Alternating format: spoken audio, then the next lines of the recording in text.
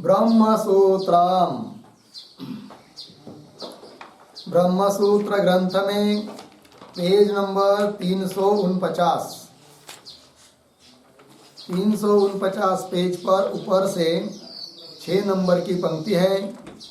बीच में है कि ऋषीणाम अपि मंत्र ब्राह्मण दर्शिनाम सामर्थ्यम न अस्मदीयेन सामर्थ्येन उपमातुम युक्ता।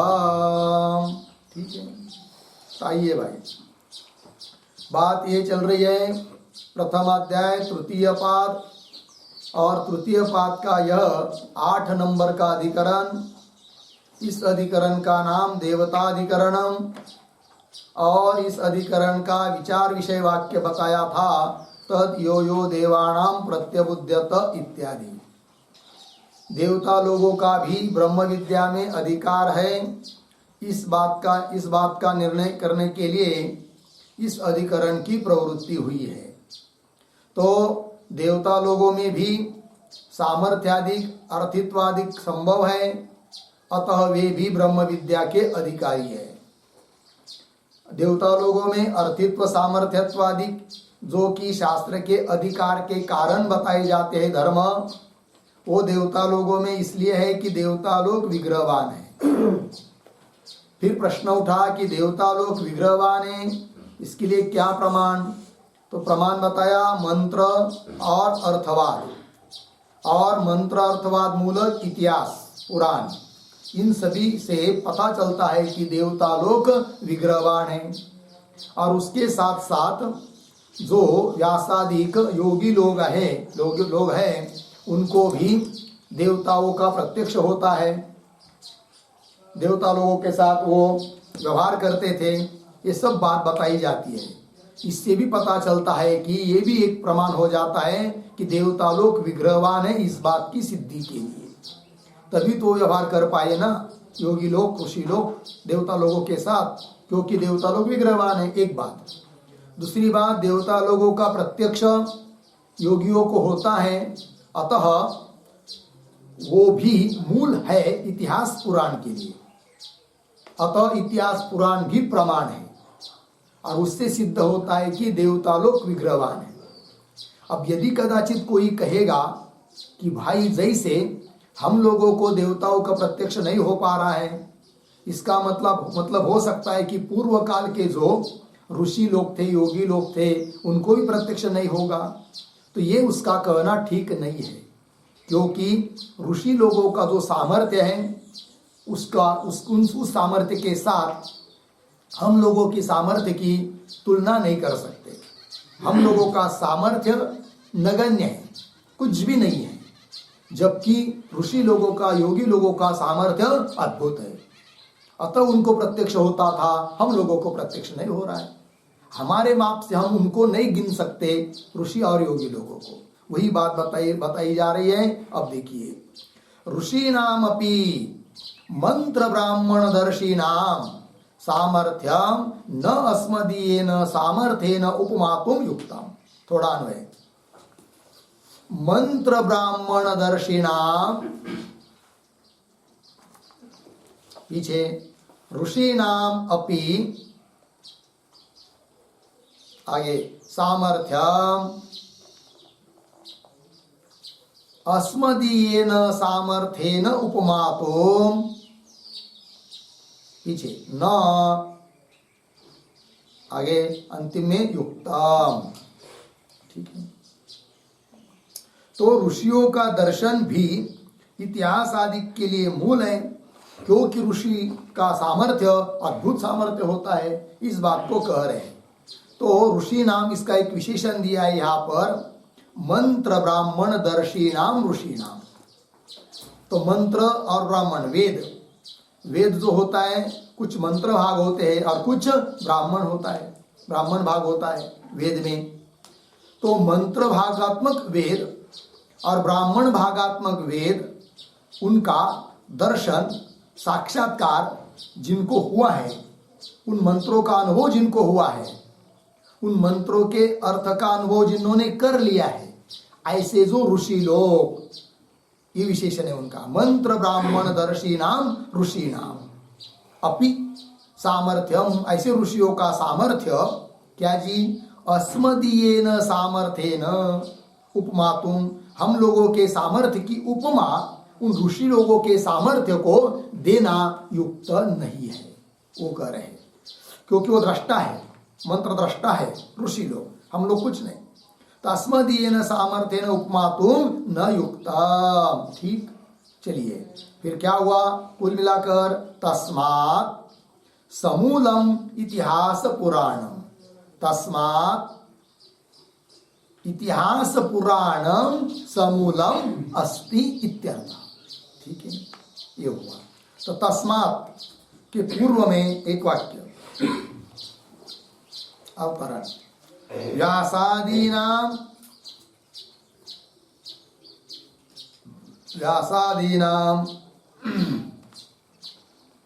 अतीन्द्रियार्थदर्शित्वे, अतीन्द्रियार्थदर्शित्वे सिद्धे फलितम आह, फलितम आह तस्मात् इति। ठीक है, आइए भाई अर्थ। तो व्यासादी नाम, व्यासादी जो महान लोग हैं उनको अतीन्द्रियार्थ दर्शित्वे, अतीन्द्रिय अर्थ का भी, अतीन्द्रिय अर्थ मतलब जिस अर्थ का इंद्रिय के द्वारा, हम लोगों की इंद्रिय के द्वारा प्रत्यक्ष नहीं हो सकता है, ऐसा जो अतीन्द्रिय अर्थ उसका भी दर्शन साक्षात्कार व्यासादिकों को हो जाता है।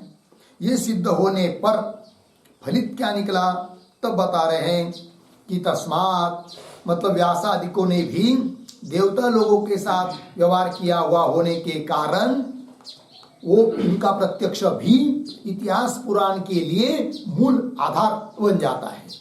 तो वही करे, तस्मात् इतिहास पुराणम समूलम, मूल सहितम अर्थात प्रमाणम, प्रमाणभूत है, अप्रमाण नहीं है। उससे देवता लोग विग्रहवान है, इस बात की सिद्धि हो गई थी। ठीक, आगे चलिए और युक्ति दे रहे कि देवता लोग विग्रहवान है, इस बात को बताने के लिए इतिहास पुराण, योगी का प्रत्यक्ष, ऋषियों का प्रत्यक्ष, इन सभी बातों को तो बता ही दिया। अब लोक प्रसिद्धि को लेकर भी सिद्ध किया जा रहा है कि देवता लोग विग्रहवान है। तो वही कह रहे हैं, लोक प्रसिद्धि ही अपि न सती संभवे निरालंबना अध्यवसातुम युक्ता। ठीक है जी, न का अन्वय युक्ता के साथ, ठीक है ना। अब लोक प्रसिद्धि अपि इत्यादि जो पंक्ति है उसके पूर्व में क्या, एक वाक्य अवतरण, चित्रकारादि प्रसिद्धि अपि, चित्रकारादि प्रसिद्धि अपि विग्रहे मानम, विग्रहे मानम भवति इति आह लोक प्रसिद्धि इति। ठीक है, देखो भाई, चित्रकार लोग चित्र निकालते हैं तो उनसे भी पता चलता है कि देवता लोग विग्रहवान है। यदि विग्रहवान नहीं रहते तो विग्रह आकृति कैसा बनाता, फिर बना देता है। प्रसिद्धि ये बात सभी लोग मानते हैं। यमराज जी नाम सुनते ही लोगों के दिमाग में स्मरण हो जाता है, कोई तो भैंसे पर बैठा हुआ अक्राल विकराल रूप है, जिसका हाथा में खड्ग लिया हुआ है, ऐसा कोई यमराज है। इसका मतलब देवता लोग विग्रहवान है, ये लोक में भी प्रसिद्ध है। वही कह रहे हैं, चित्रकार आदि प्रसिद्धि अपि विग्रहे मानम इतिहास मूल में। तो लोक प्रसिद्धि अपि क्या, सती संभवे निरालंबना अध्यवसातुम न युक्ता, न का अन्वय युक्ता के साथ, युक्त नहीं है, उचित नहीं है। क्या उचित नहीं है कि लोक प्रसिद्धि अपि निरालंबना अध्यवसातुम न युक्ता। लोक प्रसिद्धि निरालंब है, निरालंब मतलब निरालंबना, निराधारा, आधार रहित है, प्रमाण रहित है, ऐसा निश्चय करना युक्त नहीं है। क्यों बताया यहां पर, क्या, सती संभवे पद आया है। पंक्ति मिली। तो लोक प्रसिद्धि भी सती संभवे निरालंबना निराधारा अध्यवसातुम निश्चयतुम न युक्ता। ऐसा निश्चय करना उचित नहीं है कि आधार रहित है, ऐसी अफवाह है, ये नहीं कर सकते। क्यों? सती संभवे। सती संभवे मतलब क्या? तो सती संभवे का अर्थ लिखिए। सती संभवे मतलब बराबर श्रुति स्मृत्यादि प्रमाण संभवे सती। श्रुति स्मृत्यादि प्रमाण संभवे सती। ठीक है, श्रुति स्मृति इत्यादि प्रमाण संभव है, विद्यमान है, अतः लोक प्रसिद्धि को निराधार कह नहीं सकते, ये कर दिया। आगे चलिए। तस्मात् उपपन्ना क्या उपपन्न मंत्रादिभ्य देवादीनां विग्रहवत्वादि अवगमः। ठीक, थोड़ा अन्वय। तस्मात् मंत्रादिभ्य देवादीनां विग्रहवत्वादि अवगमः उपपन्नः। ठीक है, अब अधिकरण का जो अर्थ है उसका उपसंहार कर रहे हैं, जिस बात के लिए अधिकरण था। तो तस्मात् इसलिए कि मंत्रादि प्रमाणों से यह बात सिद्ध हो जाती है कि देवादि नाम विग्रहवत्वादि, देवता लोग विग्रहवान हैं। विग्रहवत्वादि आदि शब्द से बता दिया है, और 4, क्योंकि विग्रह शब्द विग्रहादि शब्द से कितने आते हैं? 5 विग्रह है कि नहीं? हविष पदार्थ का ग्रहण करना, प्रसन्न होना, है कि नहीं? और प्रसन्न होकर उन यजमान भक्तों आदि को देना, उनकी इच्छा पूर्ण करना, ये सब बता चुके हैं। तो मंत्रादियों से, मंत्रादि प्रमाण से बात सिद्ध होती है कि देवादि नाम विग्रहवत्वादि अवगमः।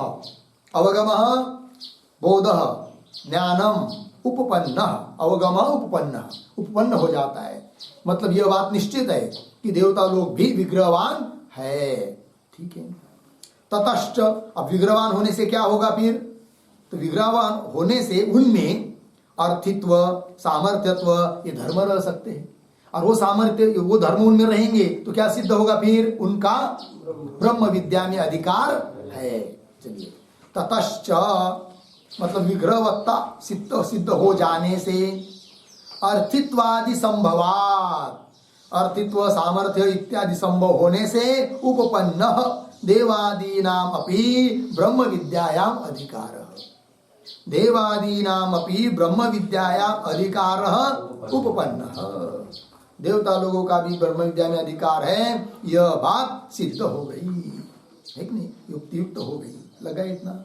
आगे चलिए। इतना ये सब बात बताया कि देवता लोग विग्रहवान है।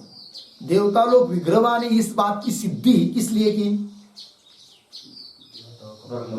देवता लोगों का ब्रह्म विद्या में अधिकार है, इस बात को सिद्ध करने के लिए देवता लोगों को बताया कि देवता लोग विग्रहवान है। क्योंकि विग्रहवान रहे बिना उनमें अर्थित्व सामर्थ्यत्वादि संभव नहीं है, जो कि शास्त्र के अधिकार के कारण है। तो शास्त्र के अधिकार के कारण जो अर्थित्व मतलब मोक्ष आदि की इच्छा, सामर्थ्य श्रवण मनन करने में सामर्थ्य, वो सब धर्म उसमें ही रह सकते हैं जो विग्रहवान है। और देवता लोगों का ब्रह्म विद्या में अधिकार है, इसका मतलब देवता लोग भी विग्रहवान है। इतनी बात लगी। अब देवता लोग विग्रहवान है, यह बात सिद्ध हो गई। इससे क्या सिद्ध होगा? देवता लोगों का ब्रह्म विद्या में अधिकार है। ध्यान दीजिए, देवता लोगों का ब्रह्म विद्या में अधिकार है, यह बात क्या हो गई? सिद्ध हो गई। किंतु देवता लोगों का ब्रह्म विद्या में अधिकार है, इस बात सिद्ध करने से भी क्या लाभ?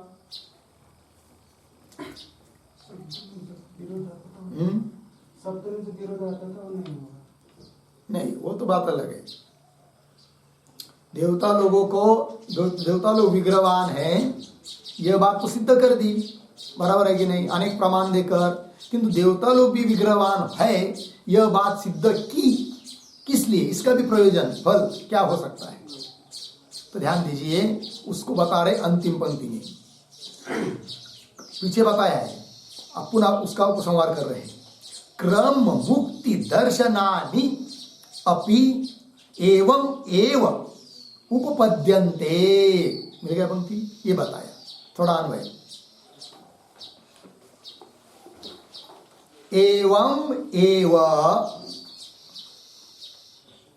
पीछे क्रम मुक्ति दर्शनानि अपि उपपद्यन्ते।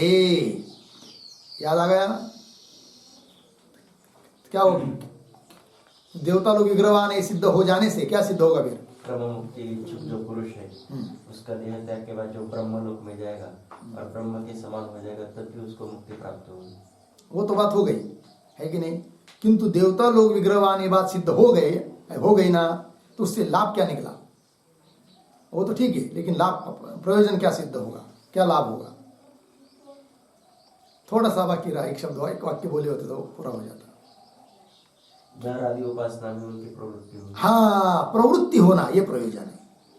जिनको क्रम मुक्ति की इच्छा है, क्रम मुक्ति मतलब कि अभी ये मैं उपासना आदि करूंगा, शरीर गिर जाएगा, फिर ब्रह्मलोक में जाऊंगा, फिर वहां ब्रह्मदेव के साथ समान भोग भोगूंगा, फिर अंतिम में ज्ञान होगा तो मैं मुक्त हो जाऊंगा, इसको कहते हैं क्रम मुक्ति, है नहीं? और क्रम मुक्ति की जिसको इच्छा है वो क्रम मुक्ति के जो साधन है उपासना आदि है उसमें प्रवृत्त होता है कि नहीं? किंतु उसमें प्रवृत्त वह व्यक्ति तब होगा जब क्रम मुक्ति सिद्ध होगी। और क्रम मुक्ति सिद्ध कब होगी? जब देवता लोगों को भी ब्रह्म ज्ञान होता है, ये सिद्ध होगा तब। और देवता लोगों को ब्रह्म ज्ञान हो सकता है ये कब? उनका यदि ब्रह्म विद्या में अधिकार है तब। ठीक है कि नहीं? तो फिर कोई सोचे यार यदि समझ लीजिए देवता लोगों को ब्रह्म ज्ञान होता नहीं है, उनका ब्रह्म विद्या में अधिकार भी नहीं है, तो समझ लीजिए ये अमुक मुक उपासना करने पर भले वहां उस लोक में जाऊंगा, ब्रह्मदेव के साथ भोग भोगूंगा, बाद में तो मुझे मुक्ति होनी ही नहीं है, तो क्यों मैं इस उपासना में लगूं? तो उपासना में प्रवृत्त ही नहीं होगा। तो क्रम मुक्ति की साधन जो उपासना है उस उपासना में प्रवृत्ति होगी किसकी? जब देवता लोगों का भी ब्रह्म विद्या में अधिकार है, इस बात की सिद्धि होती है तब। लगा? वही दिया है अंतिम में। चलिए, तो एवं एव क्रम मुक्ति दर्शनानि अपि उपपद्यन्ते। लग गया? थोड़ा लिखते इस पर।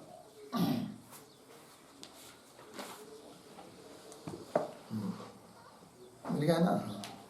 चलिए लिखिए, एवं एव प्रतीक, एवं एवं बराबर देवादीनाम ब्रह्म विद्याधिकारे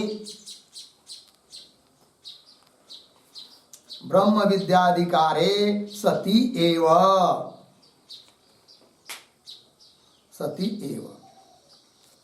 आगे देवत्व प्राप्ति द्वारा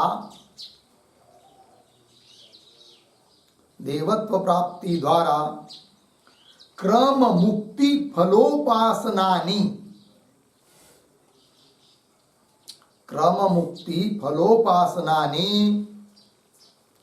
युज्यन्ते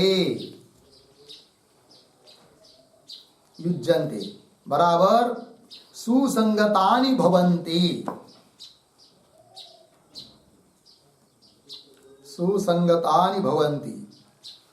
पूर्ण विराम। देवानां ब्रह्म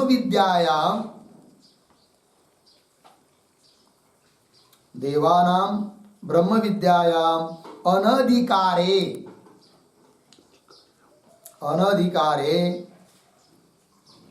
ज्ञानाभावात्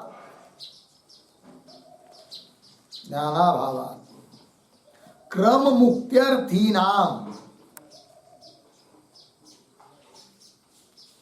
मुक्त्यर्थीनां कौंस में लिखिए, क्रम मुक्ति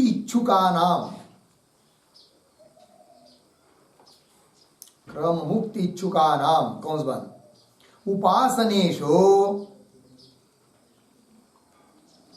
उपासनेषु प्रवृत्ति न स्यात्। पूर्ण विराम। अतः अधिकार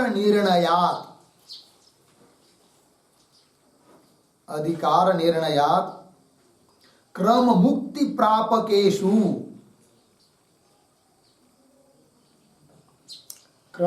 प्रापकेषु उपासनेषु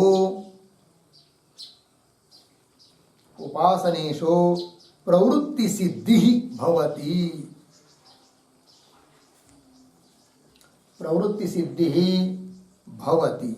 इति भावः। ठीक है, देखिए भाई अर्थ तो मूल में आया है एवं एवं, मतलब क्या, देवादीनाम ब्रह्म विद्याधिकारे सत्येव, देवता लोगों का ब्रह्म विद्या में अधिकार है। इस बात की सिद्धि होने पर क्या होगा फिर कि देवत्व प्राप्ति द्वारा उपासना करेगा, देव भाव को प्राप्त होगा, फिर आगे जाकर ज्ञान होकर फिर अंतिम में मुक्त होगा।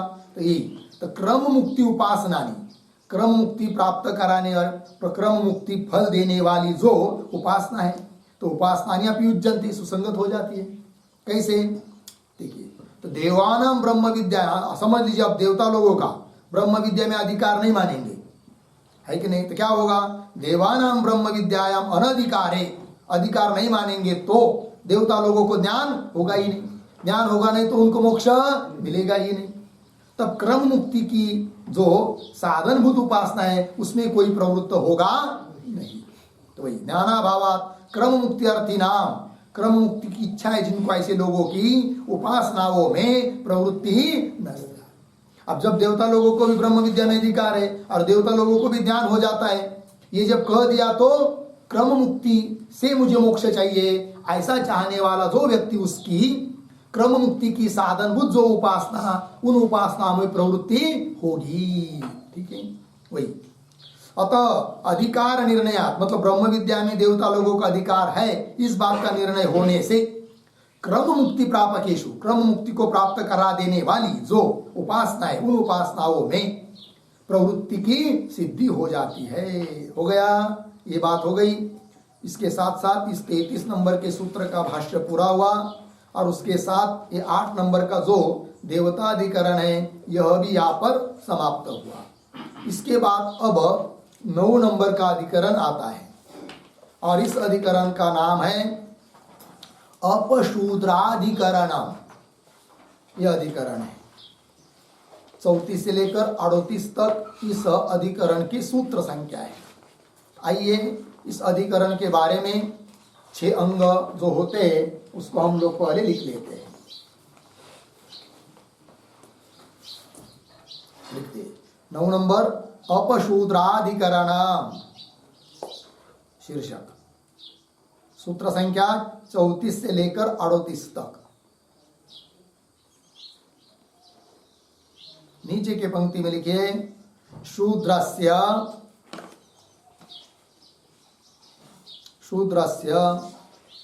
वेद विद्यायाम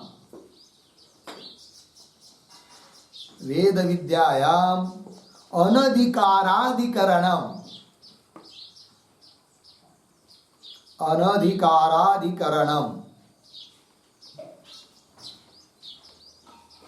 पूर्ण विराम।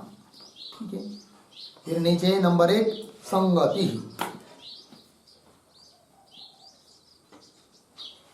तो लिखते पूर्वाधिकरणेन सह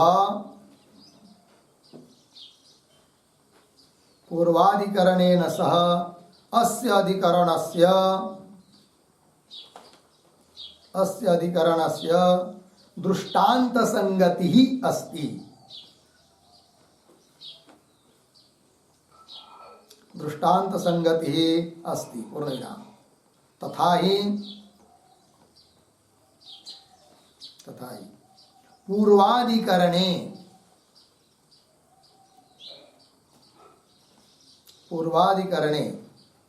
आगे उद्धरण चिन्ह में तद यो यो देवानां प्रत्यबुध्यत,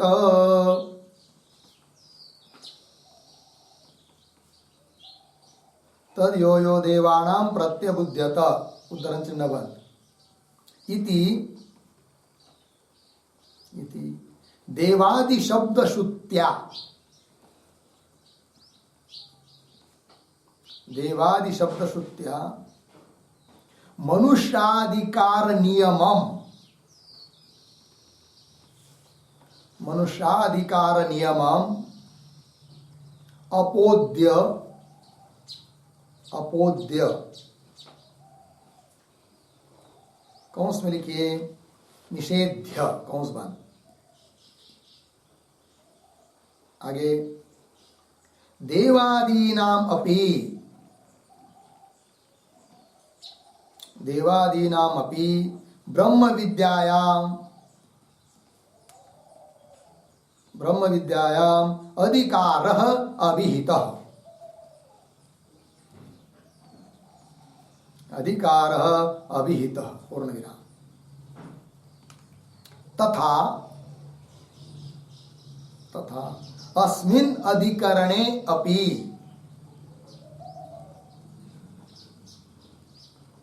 अस्मिन् अधिकरणे अपि उद्धरण चिन्ह में अह हरेत्वा,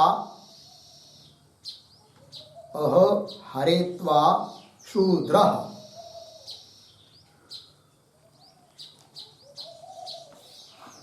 आगे उद्धरण चिन्ह बंद। इत्यत्र, इत्यत्र शूद्र शब्द श्रवणेन, शूद्र शब्द श्रवणेन द्विजाति अधिकार नियमम, द्विजात्यधिकार नियमम, द्विजाति अधिकार नियमम अपोद्य, अपोद्य शूद्रस्य अपि, शूद्रस्य अपि तत्र अधिकारः, तत्र अधिकारः अस्तु, अस्तु इति विचारः, इति विचारः दृष्टांत संगत्या आरभ्यते, दृष्टांत संगत्या आरभ्यते पूर्ण विराम। अर्थ देखिए भाई, ये अपशूद्राधिकरण है, अर्थात शूद्र का वेद विद्या में, श्रुति पढ़ने में, वेद पढ़ने में अनधिकार है, अधिकार नहीं है। इस बात का निर्णय करने के लिए यह अधिकरण है। ठीक है, तो संगति बता रहे हैं। पीछे का जो अधिकरण देवता अधिकरण, उसके साथ इस अधिकरण की कौन संगति, तो वही बता रहे। पूर्वाधिकरणेन सह अस्य अधिकरणस्य दृष्टांत संगति अस्ति, दृष्टांत संगति है। कैसे बता रहे हैं, तथा ही पूर्वाधिकरणे, पीछे के अधिकरण में तद यो यो देवानां प्रत्यबुध्यत इति, इस श्रुति में, इस मंत्र में क्या देवादि शब्द सुना है? तो देवादि शब्द श्रुत्या, देवादि शब्द सुनाई देने से निर्णय किया गया कि शास्त्रों में केवल मनुष्यों का ही अधिकार है, ऐसी बात नहीं। तो शास्त्रों में केवल मनुष्यों का अधिकार होता है, इस नियम का निषेध करके, बात करके, अपवाद करके देवता लोगों का भी ब्रह्म विद्या में अधिकार है। इस बात की सिद्धि की पीछे के अधिकरण।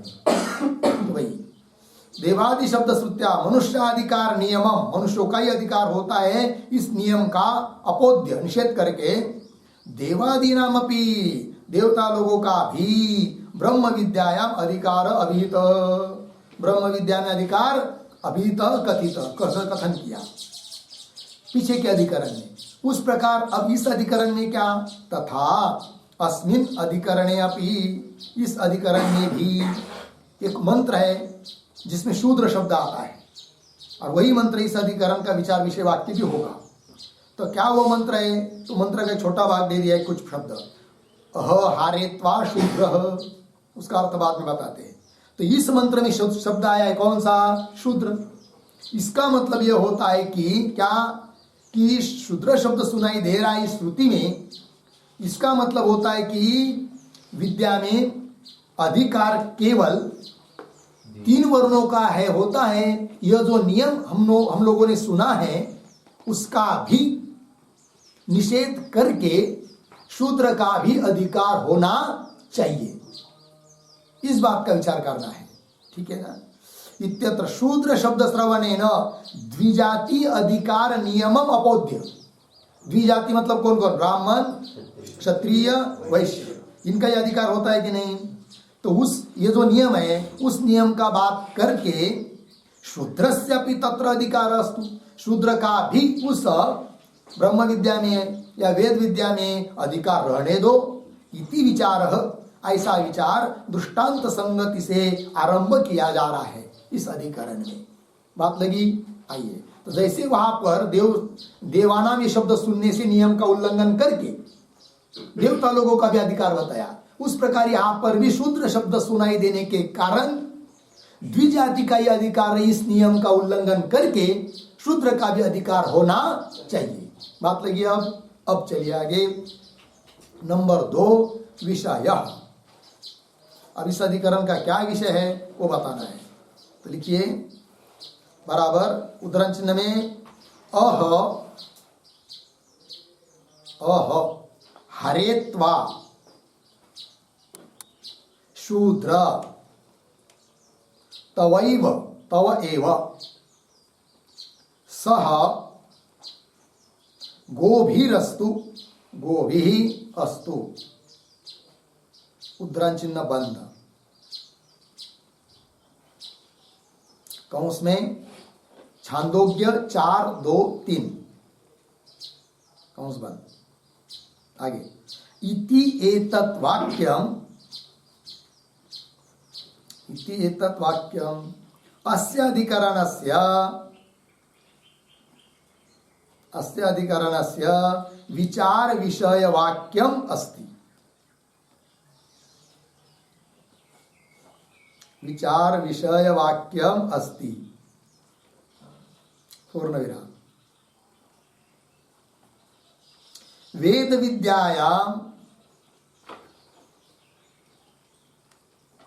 विद्यायां शूद्रस्य अधिकारः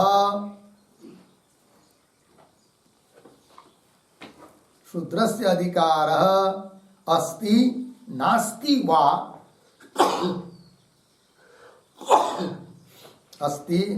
वा इति एषः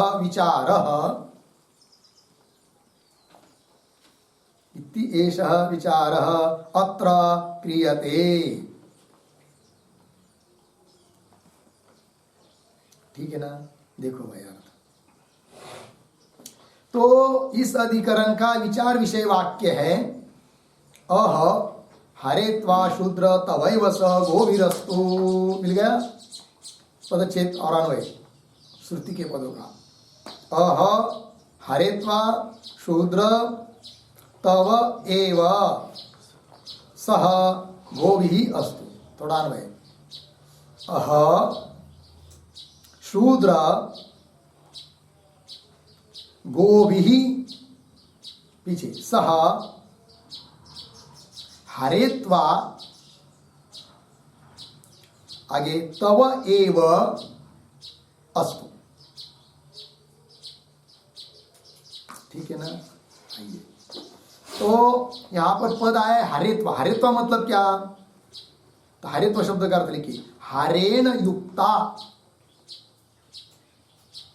हरेण युक्ता इत्वा।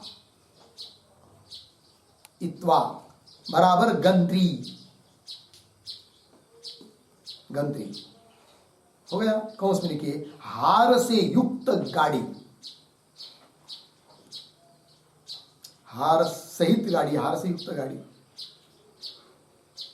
हार कंठहार, कोई अमूल्य कीमती का हार, कंठहार। और इत्वा का अर्थ होता है गंत्री। गंत्री मतलब गाड़ी। ठीक है ना? है कि नहीं? इति एतद् वाक्यम, यह वाक्य इस अधिकरण का विचार विषय वाक्य है। लग गया? अब वेद विद्या में शूद्र का अधिकार है या नहीं, इस बात का विचार इस अधिकरण में करना है कि नहीं? अब ये जो मंत्र आया तो क्या संदर्भ है वहां का, वो भी थोड़ा सा सुन लेंगे हम लोग। हुआ क्या, एक राजा था जिसका नाम था क्या, जानश्रुति। राजा का नाम जानश्रुति नाम का राजा था। बहुत दानी बहुत उदार आत्मा, अन्नदान आदि, ऋषि संतों की सेवा, सब कुछ, सभी दुनिया को प्रसन्न करने वाला ऐसा राजा था। और स्वयं को सब लोग उसकी स्तुति भी करते थे और स्वयं को ब्रह्मज्ञानी भी समझता था, किंतु वस्तुतः वो ब्रह्मज्ञानी नहीं था। किंतु उनका अन्न खाए ऐसे बहुत सारे उस राज्य में, उसके राज्य में ऋषि आदि लोग थे। उनको चिंता हुई कि इतना अच्छा ये राजा है, इतना दानी है, सब कुछ ठीक है, किंतु इसको ब्रह्मज्ञान तो है ही नहीं, किंतु समझ रहा है कि मैं ब्रह्मज्ञानी हूं, तब इसकी तो गति ठीक नहीं होगी ना, तो मुक्त तो थोड़ी होगा, ब्रह्मज्ञान तो है ही नहीं, समझ रहा है, भ्रम हुआ है उनको। अब इसको ब्रह्मज्ञान तो होना चाहिए, अब कुछ तो उपाय करना चाहिए। फिर उन वहां के ऋषि लोगों ने क्या किया, एक दिन, गर्मी के दिन थे, उन्हाड़ा है कि नहीं, गर्मी के दिन, और छत पर राजा सोया हुआ था, नींद नहीं लगी थी, ऐसा ही लेटा था। उन ऋषि लोगों ने क्या किया, हंसों का रूप धारण किया, हंस पक्षी, बहुत सारे हंस बन गए और ऐसे लाइन में कतार में चल रहे, ऊपर से उड़ रहे हैं। कभी देखिए होगी ना आप, तो वो कुछ पक्षी होते हैं, क्या उनका वैशिष्ट्य है, देखिए आप, बिल्कुल ऐसे लाइन से चलते आगे। चिटिया तो एक के पीछे एक चलती है, वो ऐसा नहीं, एक लाइन में चलते हैं, देखा है कभी? क्या बोलते हैं उनको? हाँ, क्रौंच पक्षी का कुछ बोलते हैं उनको, है ना, जो भी होगा, करकुचा अपनी भाषा में, करकुचा, तो जो भी हो। तो उस प्रकार ध्यान दीजिए, हंस पक्षी जा रहे थे और एक लाइन में जा रहे थे, उसके लाइन के पीछे एक हंस पड़ गया, रह गया। फिर वो जब जा रहे थे तो पीछे वाला हंस बता रहा है, अरे रे भल्लाक्ष भल्लाक्ष, मतलब हे हंसो हंसो, रुको रुको रुको रुको, उधर से मत जाओ। वहां जानश्रुति राजा ब्रह्मज्ञानी सुना, सोया हुआ है, देख नहीं रहे हो, उसके ऊपर से उड़ोगे तो जल जाओगे, उसका इतना भयंकर तेज है, ब्रह्मज्ञानी है वो, और तेज से जल जाओगे, ऐसा पीछे का हंस बोला, आगे के हंसों को, ठीक है। और उन पक्षियों की भाषा समझ में आती थी, किनको? उस राजा को, जानश्रुति राजा को।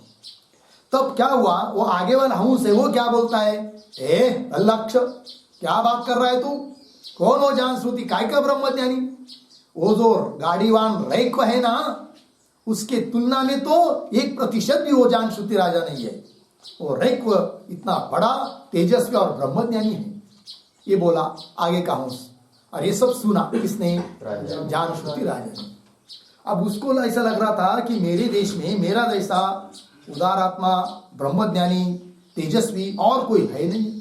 और जब ये बात सुनी तब उसको छटपटांग लग गई, बहुत दुख हुआ, व्याकुल हुआ, रात भर नींद नहीं आई, विचार करते रहा कि मेरे से भी ज्यादा और बहुत ज्यादा ऐसा कौन तेजस्वी ब्रह्मज्ञानी है जिसका नाम गाड़ीवान रैक्व है, गाड़ी के नीचे बैठते थे वो, इसलिए गाड़ीवान कहते थे उनको, जिसका नाम रैक्व है, ठीक है। फिर दूसरा दिन हुआ तो राजा ने सभा बुलाई और सभा बुलाकर सभी लोगों को, अपने मंत्री आदि जो भी उनके सेवक सब थे, उनको कहा कि आज ही जाओ, देश के कोने कोने में घूमो और खोज के लाओ रैक्व कौन है करके, मुझे जल्दी से जल्दी रिपोर्ट आनी चाहिए। तो गए वो सब खोजने के लिए, गांव गांव खोज रहे, रैक्व, गाड़ी वाला रैक्व कहाँ है? तो किसी को मिल गया, एक गांव में गाड़ी के नीचे बैठा है, सब आंगों को खुजली हुई है, खजवा रहा है और गाड़ी के नीचे बैठा रहता है। फिर लोगों ने बताया कि यही गाड़ीवान रैक्व है भाई, दूसरा तो कोई है ही नहीं। तो ठीक है, फिर वो सेवक गए, महाराज जी चलो, आपको राजा ने बुलाया। वो बोला मैं क्यों आऊँ, मेरे को क्या जरूरत है, नहीं आऊँगा, जाओ, भगा दिया। सब सेवक गए। देखो कितना सामर्थ्य होता है, जो निष्काम और ब्रह्मज्ञानी होता है ना निष्काम, तो उसको कोई जन लेना देना नहीं रहता है, चाहे राजा हो चाहे स्वयं को, नहीं कि नहीं। तुमचे हे रवित्त धन ते मज मृत्यूके समान, नजरानं पाठवला आणि बोलवणं पाठवलं, नाही गेले तुकाराम महाराज, मला काय तिकडे यायची गरज आहे। शेवटी राजा गया किनके पास? जगत गुरु तुकाराम महाराज जी के पास, शिवाजी राजे सब नजराना लेकर गए, जाने दीजिए। तो ये बात चल रही, फिर नौकर ने आकर बताया जानश्रुति राजा को, ऐसा ऐसी जगह है, वो बैठा हुआ, आता तो नहीं आपके पास, अच्छा कोई बात नहीं, हम ही जाते हैं।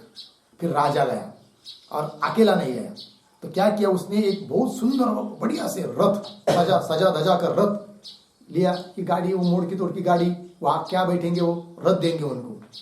फिर एक अमूल्य कीमती का जो कंठ में डालने वाला हार, हार से युक्त गाड़ी मतलब गाड़ी को हार चढ़ाया हुआ है ऐसी बात नहीं, गाड़ी सजाई बहुत अलग है, किंतु कंठ में जो हार डाला जाता है, हार जिसको कहते हैं, ऐसा मोतियों का हार भी लिया साथ में। और 600 गाय ले ली उस राजा ने दान देने के लिए। तो 600 गाय, गाड़ी, हार, ये सब भेंट वस्तु लेकर राजा गया किनके पास, रैक्व के पास, और बता दिया कि महाराज जी ये सब दक्षिणा आप रख लो, और हमको कृपा करके, मैं आपको शरण आया हूं, तो कृपा करके आप मुझे उस चीज को बताइए कि जिसकी आप उपासना करते हो। राजा बोला। तो रैक्व ने सुना और देखा ये क्या लाया है, गाय लाई है, और ये क्या है, रथ लाया है और हार लाया है। फिर वो रैक्व बोले, क्या बोले, अह शूद्र, अरे शूद्र, क्या को भी सह, ये गायों के साथ हरेत्वा, हार सहित ये तुम्हारी गाड़ी, तब एव सह, तब एव अस्तु, तुमको ही रहने दो, हमको नहीं चाहिए। इतनी चीज दक्षिणा देकर हमको प्रसन्न कराकर हमसे उपदेश चाहते हो, नहीं चाहिए, शूद्र हो तुम, जाओ। ये कह दिया किसने, रैक्व ने, है कि नहीं। अब बात ये चलती है कि विद्या का अर्थी, विद्या को चाहने वाला जो रैक्व, जो रानश्रुति राजा, उसके लिए शूद्र शब्द का प्रयोग कर दिया, है कि नहीं। फिर उसके बाद दोबारा जब आया तो उपदेश दिया भी, इसका मतलब वो शूद्र था और शूद्र को उपदेश दिया, अर्थात शूद्र भी ब्रह्म विद्या का अधिकारी होना चाहिए। ये प्रसंग है, ठीक है कि नहीं। किंतु ये क्यों कह दिया कि तुम्हारे पास ही रखो, हमको नहीं चाहिए। इसका अभिप्राय यह था रैक्व का कि इतनी सी दक्षिणा क्यों, क्या दे रहे हो, तुम राजा हो, है कि नहीं। और रैक्व विदुर थे, विदुर मतलब शादी नहीं हुई थी उस समय में, है कि नहीं। और राजा की कन्या के साथ शादी करना चाहते थे। समझ में आया कि नहीं। तो अभिप्राय यह था कि इतनी सी दक्षिणा क्या दे रहे हो, और कुछ दक्षिणा ले आओ, साथ साथ तुम्हारी कन्या भी ले आओ, ठीक है ना। जब दोबारा फिर राजा आया तो कन्या को भी ले आया, और 1000 गाय लाई, और सब बहुत सारा और लाया। फिर प्रसन्न हुए और फिर क्या दिया, उपदेश दिया। फिर रैक्व ने राजा की कन्या के साथ विवाह कर लिया। वो सब बात आगे की है, ठीक है कि नहीं। तो बात यह यहाँ पर इतनी लेना है हम लोगों को, क्या कि शूद्र का ब्रह्म विद्या में अधिकार है या नहीं। तो वाक्य लग गया ना। आइए फिर, तो ये हो गया भाई विषय। अब आगे चलिए, नंबर 3, संदेह।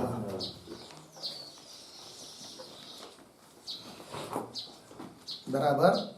शूद्रस्य ब्रह्म विद्यायाम, शूद्रस्य ब्रह्म विद्यायाम अधिकारः अस्ति न वा, अस्ति न वा इति भवति संशयः, इति भवति संशयः। ठीक है, ये संशय हुआ भाई, शूद्र का ब्रह्म विद्या में अधिकार है या नहीं, ये संशय। फिर आइए नंबर 4, पूर्व पक्ष।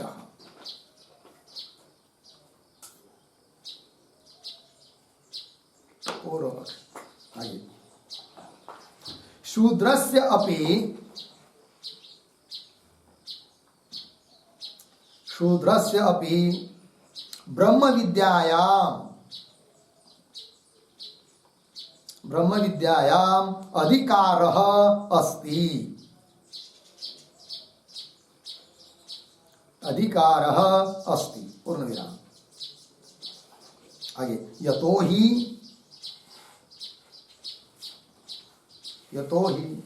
शूद्रे अपि, शूद्रे अपि अधिकार कारण अर्थित्व सामर्थ्योः, अधिकार कारण अर्थित्व सामर्थ्योः संभवात्, संभवात्, पूर्ण विराम। तथा च तथा च उद्धरण चिन्ह में आगे तस्मात् शूद्रो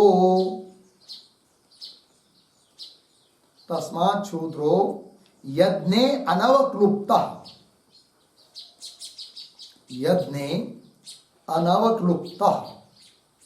उद्धरण चिन्ह 1 तैत्तरीय संहिता 7.1.1.6 आगे इतिवत उद्धरण चिन्ह में आगे शूद्रो विद्यायाम असमर्थः उद्धरण चिन्ह 1 इति निषेध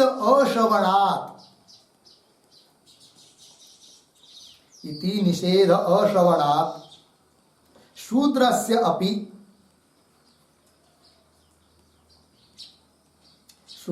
अपि ब्रह्म विद्यायाम अधिकारः अस्ति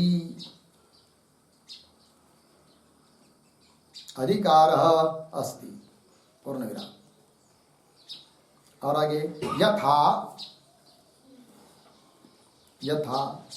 अत्रैवर्णिक देवानां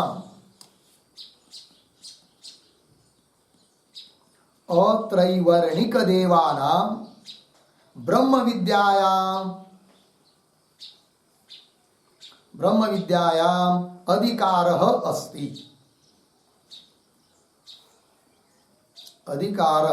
अस्ति पूर्ण विराम। एवं अत्रैवर्णिकस्य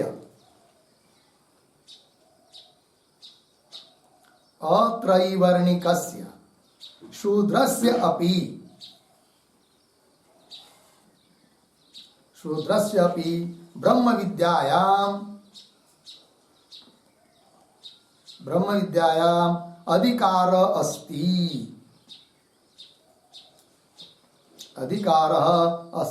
इति पूर्वः पक्षः।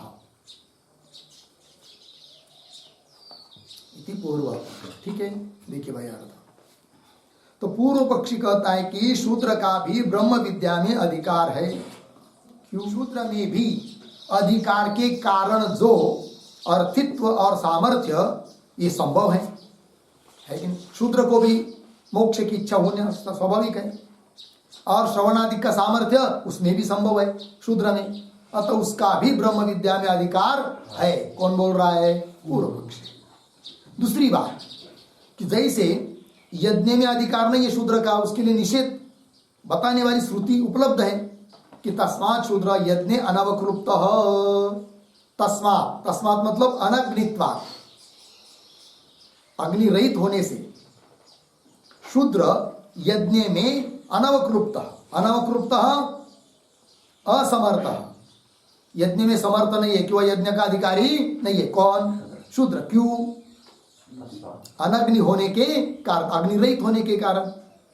जैसा निषेध वचन यज्ञ के बारे में मिलता है, शूद्र का निषेध है यज्ञ में, यज्ञादि कर्म कांड में, उस प्रकार शूद्र विद्यायाम असमर्थ ऐसा कोई वचन मिलता नहीं है। यदि शूद्र विद्यायाम असमर्थ इस प्रकार का कोई श्रुति वचन मिलता तब हम कहते क्या कि शूद्र का भी क्या विद्या में अधिकार नहीं है, किंतु ऐसा वचन तो मिल नहीं रहा है, निषेध वचन। तो शूद्रो विद्यायाम असमर्थ इति निषेध अश्रवणा, निषेध सुनाई नहीं देता है, इसलिए शूद्रस्य अपि ब्रह्म विद्यायाम अधिकार अस्ति। एक तो ये बात हो गई। और एक बात क्या कि जैसे यथा अत्रैवर्णिक देवानाम, मतलब 3 वर्णों से भिन्न जो देवता, ब्राह्मण क्षत्रिय वैश्य से भिन्न है कौन? देवता। तो उनका जैसा ब्रह्म विद्या में अधिकार बताया, उस प्रकार अत्रैवर्णिक 3 वर्णों से भिन्न है कौन? शूद्र। उसका भी फिर होना चाहिए क्या? ब्रह्म विद्या में अधिकार। वही दिया यथा अत्रैवर्णिक देवानाम ब्रह्म विद्यायाम अधिकार अस्ति, उस प्रकार एवं अत्रैवर्णिकस्य शूद्रस्य 3 वर्णों से भिन्न जो शूद्र उसका भी ब्रह्म विद्यायाम अधिकार अस्ति, ब्रह्म विद्या में अधिकार है, ऐसा बोल रहा है कौन? पूर्व पक्ष। ठीक। अब आइए आगे 5 नंबर सिद्धांत। लिखते हैं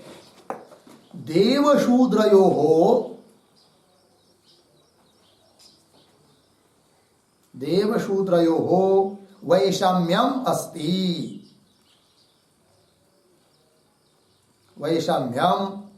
पूर्णविराम। उपनयन अध्ययनाभावे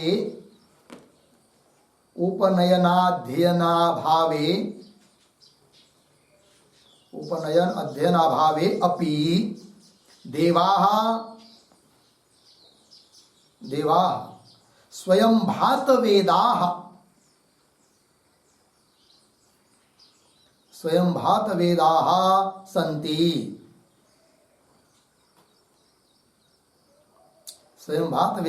सन्ति। पूर्णविराम। तैः तादृशस्य सुकृतस्य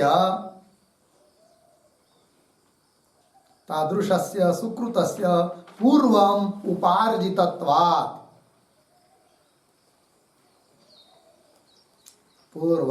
उपार्जितत्वात् पूर्णविराम। शूद्रः तु तादृश सुकृत राहित्यात्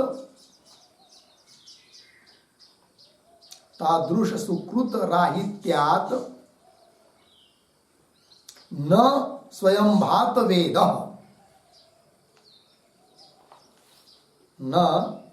भातवेदः। पूर्णविराम।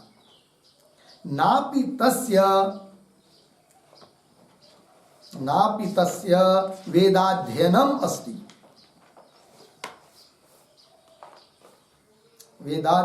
अस्ति। अर्धविराम। उपनयनाभावात्।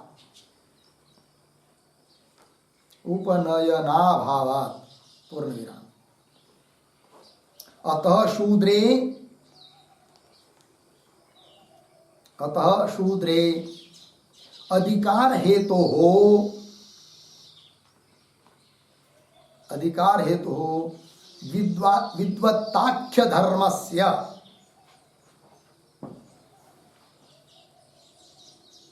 विद्वत्ताख्य धर्मस्य अभावात्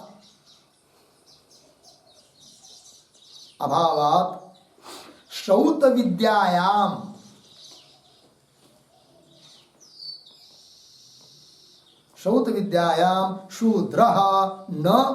शूद्रः अधिकारी न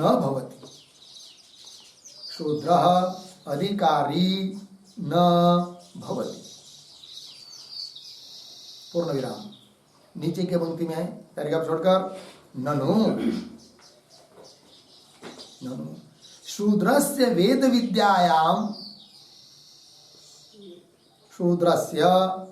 वेद विद्यायां अनधिकारे सति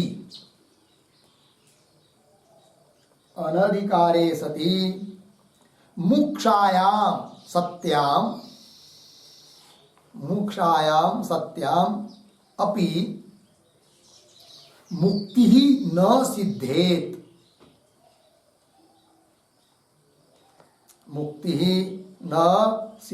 अर्धविराम। इति चेत न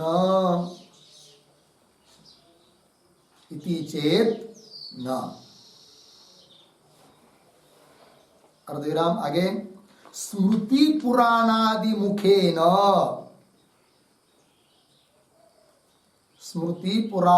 मुखेन ब्रह्म विद्योदये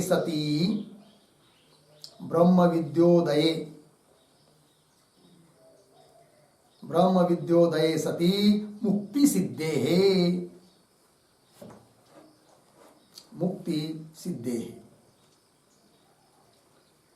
पूर्णविराम। तस्मात् स्मृति पुराणादि मुखेन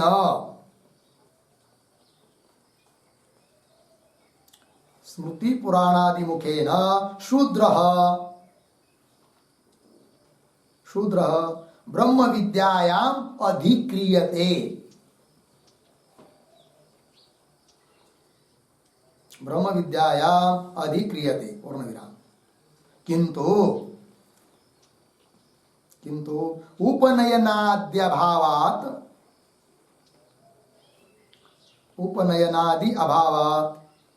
वेद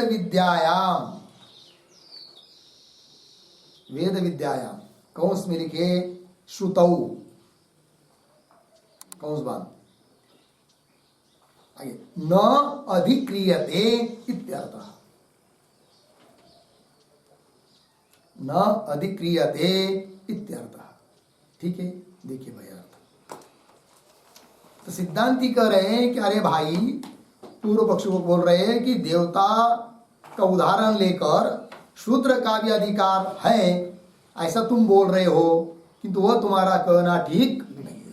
कहा देवता लोग, कहा शूद्र, है कि नहीं, कहा गंगू तेली, कहा राजा भोज, उनकी तुलना हो सकती है क्या? देखिए, देव शूद्र यो हो वैषम्यम अस्ति, विषमता है दोनों में। क्या विषमता है भाई? तो बता रहे, उपनयन अध्ययन अभावे भी, देवता लोगों का उपनयन नहीं हुआ, अध्ययन भी नहीं किया, तो भी देवाः, कैसे देवाः? स्वयं भात वेदाः, मतलब उनको वेद स्वतः सिद्ध स्फुरित है, कंठस्थ है, याद है। किनको? देवता लोगों को। ठीक है ना? अतः उनका तो अधिकार है, वेद विद्या में, ब्रह्म विद्या में, सब जगह उनका अधिकार है। स्वयं भात वेदाः सन्ति, अर्थात ब्रह्म विद्या में अधिकार है, सब जगह मतलब यह नहीं कि कर्म कांड उपासना में भी उनका अधिकार है, उसमें अधिकार नहीं है, ब्रह्म विद्या में अधिकार है, ये कहना। तापि देवाः स्वयं भात वेदाः सन्ति, आगे तई, क्यों उनका वो स्वयं भात वेद क्यों है देवता लोग? तब देखिए, तई देवैः तादृशस्य सुकृतस्य पूर्वम उपार्जितत्वा, उस प्रकार का सुकृत पुण्य विशेष पूर्व में ही उन्होंने क्या किया है? संपादन किया है। अतः उनको वो कैसे? स्वयं भात वेदा। शूद्र का ऐसा नहीं है, शूद्र तो तादृश सुकृत राहित्य, शूद्र में उस प्रकार का सुकृत नहीं है, इसलिए न स्वयं भात वेद कह शूद्र, शूद्र स्वयं भात वेद नहीं है, उसको स्वतः सिद्ध वेद उसको नहीं आते हैं। ठीक है, अच्छा आगे, नापि तस्य वेदाध्ययनम अस्ति, अर्थात वेद का अध्ययन भी वो नहीं कर सकता है, कौन? शूद्र। क्यों? उपनयन अभाव, वेद का अध्ययन वही कर सकता है जिसका उपनयन होता है, और उपनयन का अधिकार उनको ही है जो त्रैवर्णिक है, ब्राह्मण क्षत्रिय वैश्य। ठीक, नापि तस्य वेदाध्ययनम अस्ति, क्यों? उपनयनाभाव, अतः इसलिए शूद्र अधिकार हेतु तो हो, शूद्र में अधिकार के कारण जो धर्म है उसमें अन्य धर्मों में से विद्वत्ताक्य धर्म वो नहीं है, किसमें? शूद्र में। विद्वत्ताक्य धर्म मतलब क्या? उपनयन और अध्ययन का अधिकार, ये सब होना उसमें नहीं है, अतः वेद विद्या का अधिकारी वो नहीं है, कौन? शूद्र। अतः शूद्र अधिकार है तो विद्वत्ताक्य धर्म से अभाव, शौत विद्यायाम शूद्र न अधिकारी, अधिकारी न भवति। शौत विद्या में, वेद विद्या में, अर्थात वेद पढ़ने में अधिकारी नहीं है, कौन? शूद्र।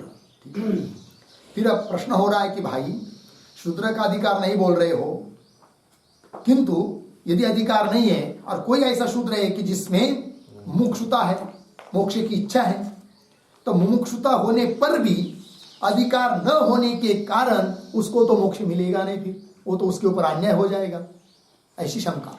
ननु शूद्रस्य वेद विद्यायाम अनधिकारे, वेद विद्या में यदि उसका अधिकार नहीं है तो मुमुक्षायाम सत्यामपि, मुमुक्षुता उसके पास रहने पर भी मुक्ति न सिद्धेत, उसकी मुक्ति सिद्ध नहीं होगी।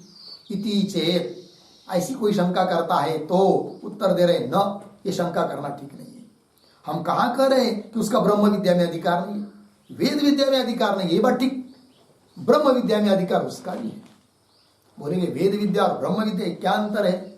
तो मोक्ष के लिए साधनभूत जो ब्रह्म ज्ञान वो हो गई ब्रह्म विद्या, और वेद विद्या का मतलब होता है साक्षात श्रुतियों का पठन, वेद का अध्ययन, वो वेद विद्या है। तो वेद पढ़ने में भले शूद्र का अधिकार न भी हो, किंतु वेद से भिन्न जो अन्य ग्रंथ है, श्रुति स्मृति इतिहास आदि, उनमें भी तो ब्रह्म ज्ञान बताया है, तो उनको पढ़कर वो ब्रह्म ज्ञान प्राप्त कर सकता है। कौन? शूद्र। पंक्ति देखिए, स्मृति पुराणादि मुखे न, उनके माध्यम से ब्रह्म विद्या उदय सती, ब्रह्म विद्या उदित होने पर मुक्ति सिद्धे, मुक्ति सिद्ध हो जाती है।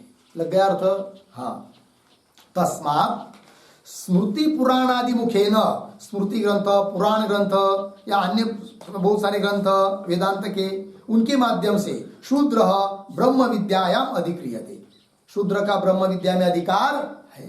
किंतु उपनयन आदि अभावात, उपनयन का अधिकार उसको न होने से, उपनयन उसका नहीं होता इसलिए वेद विद्यायाम अर्थात श्रुति पढ़ने में उसका अधिकार नहीं है। लगी बात? अब एक बात, कोई कहेगा भाई फिर उपनिषद ये तो श्रुति ही है, फिर उसको हम पढ़े या नहीं पढ़े, कोई शूद्र सोचेगा तो, है कि नहीं? तो ये बात नहीं। तो वेद पढ़ने में अधिकार नहीं मतलब गुरु मुख से, जो गुरु को कंठस्थ रहते वेद, है कि नहीं, उदात्त अनुदात्त स्वरित वो सब जैसे कि तैसे, उस प्रकार का, उसी प्रकार का पढ़ने में अधिकार नहीं है कि नहीं? ये नहीं कि ब्रह्म विद्या बताइए जिन उपनिषद मंत्रों में, और उस प्रकार का पाठ भी नहीं कर रहे हम लोग, किंतु केवल अध्ययन कर रहे हैं, उसमें भी अधिकार नहीं, ऐसी बात नहीं है। ये भी ध्यान में रखना है। अतः उपनिषद भी पढ़ सकता है यदि उसका अंतःकरण शुद्ध है तो, ठीक है कि नहीं?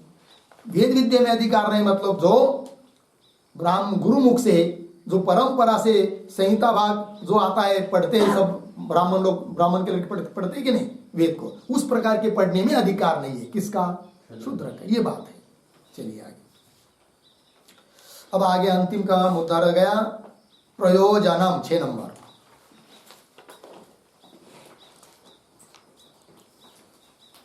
तो लिखते हैं पूर्व पक्षे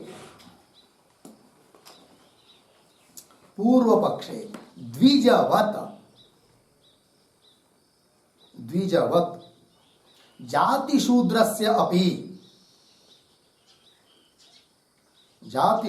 अपि श्रौत ब्रह्म विद्यायाम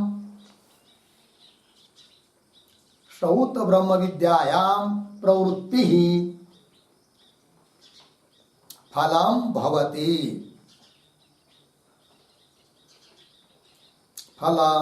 भवति, ठीक, पूर्ण विराम। सिद्धांते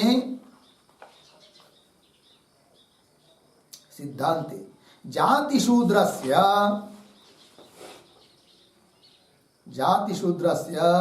श्रौत ब्रह्म विद्यायाम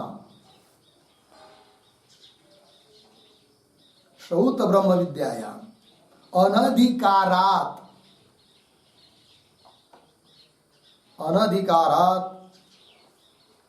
श्रौत ब्रह्म विद्यायाम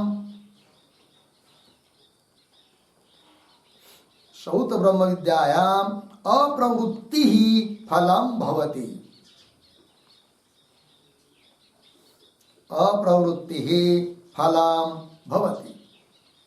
पूर्ण विराम। श्रुति भिन्न वेदांत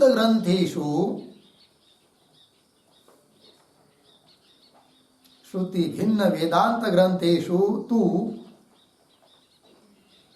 ब्रह्म विद्या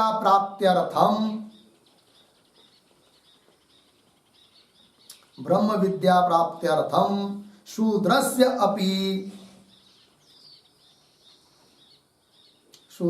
अपि अधिकार अस्ति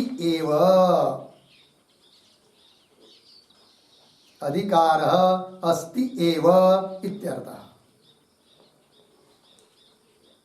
ठीक है, देखिए पूर्व पक्ष में क्या फल निकलेगा।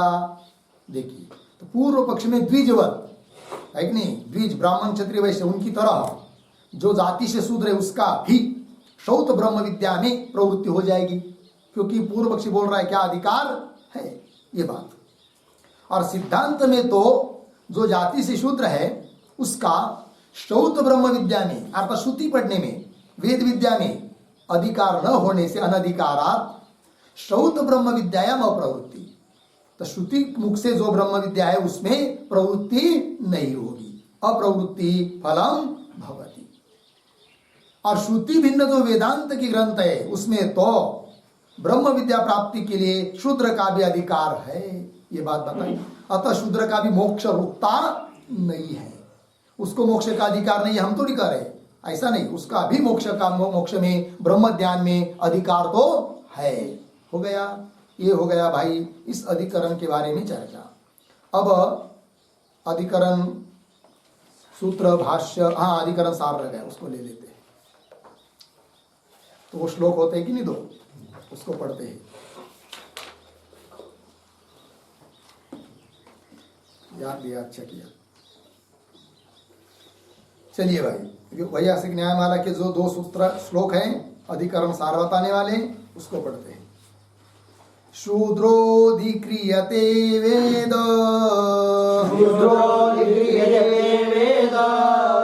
विद्यायामथवा नहि, अत्रैवर्णिक देवाद्या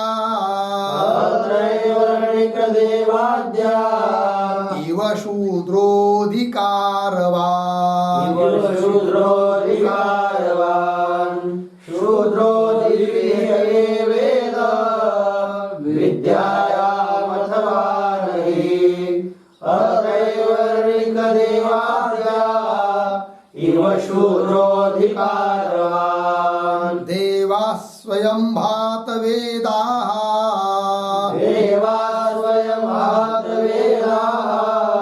शूद्रोऽध्ययनवर्जना,